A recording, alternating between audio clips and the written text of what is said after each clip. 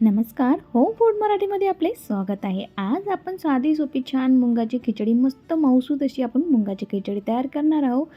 करायला तेवढीच सोपी आणि साधी आहे आणि पचायला सुद्धा तेवढीच पौष्टिक अशी आपली ही खिचडी आहे. चला तर रेसिपीला सुरुवात करूया. त्यासाठी मी एक गंज घेतलेला आहे, त्यामध्ये एक पडी मी तेल घातलेलं आहे आणि अर्धा चम्मच त्यामध्ये मोहरी घातलेली आहे. अर्धा चम्मच त्यामध्ये मी जिरे घातलेले आहे. त्यानंतर त्यामध्ये थोडीशी मी अर्धा चम्मच हळद घातलेली आहे आणि थोडासा हिंग घातलेला आहे. हिंगाने खिचडी छान मस्त पचायला सुद्धा हलकी होते आणि पाचक राहते. त्यानंतर त्यामध्ये आपण 3 ग्लास त्यामध्ये पाणी घालणार आहोत, त्यामुळे आपल्याला मऊसूत अशी खिचडी तयार होणार आहे. बघा, त्यानुसार चवीनुसार आपण त्यामध्ये मीठ घालूया. आता छान उकळी येईपर्यंत आपण डाळ आणि तांदूळ घेऊया. बघा, 1.5 वाटी मी तांदूळ घेतलेले आहे, अर्धा वाटी मूग डाळ घेतलेली आहे. डाळ आणि तांदूळ स्वच्छ धुवून घेतलेले आहेत. आता छान उकळी आल्यानंतर मस्त डाळ तांदूळ घालून घेऊया आणि 15 मिनटं मस्त झाकून ठेवूया मंद आचेवर. 15 मिनटांनी बघा आपली छान मस्त मऊसूत अशी मुगाची खिचडी तयार झालेली आहे. अगदी खाण्यास तयार आहे.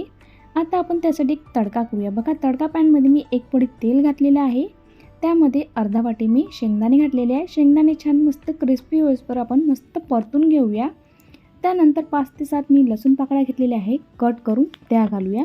लसूण पाकळ्या छान लालसर झाल्यानंतर आपण त्यामध्ये अर्धा चम्मच मोहरी आणि जिरं घालूया आणि लसूण आणि छान शेंगदाणे झाल्यानंतर आपण त्यामध्ये लाल सुक्या मिरच्या घालूया आणि गॅस बंद करूया. लाल मिरच्या ह्या लगेच होऊन येतात, त्यामुळे आता गॅस बंद करूया. बघा, छान चटपटीत झणझणीत आपली मस्त तडका तयार झालेला आहे.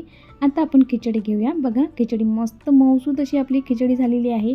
एखाद्या दिवस स्वयंपाकाचा कंटाळा आला तर अशा पद्धतीची खिचडी बनवून पहा, लहान मुलेसुद्धा आवडीनं खातील.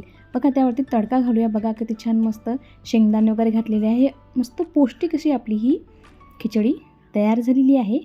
अशा पद्धतीने एकदा खिचडी नक्की ट्राय करून बघा. मस्त करायला सोपी आणि खायला तेवढीच रुचकर अशी आपली पौष्टिक आपली ही खिचडी आहे. एकदा ही रेसिपी ट्राय करून बघा आणि कमेंटद्वारे कळवा की रेसिपी कशी झाली आहे. अगदी सोपी आणि साधी अशी करायला खिचडी आहे. आणि खिचडी आवडली असेल तर लाईक आणि सबस्क्राईब करायला विसरू नका. थँक्यू.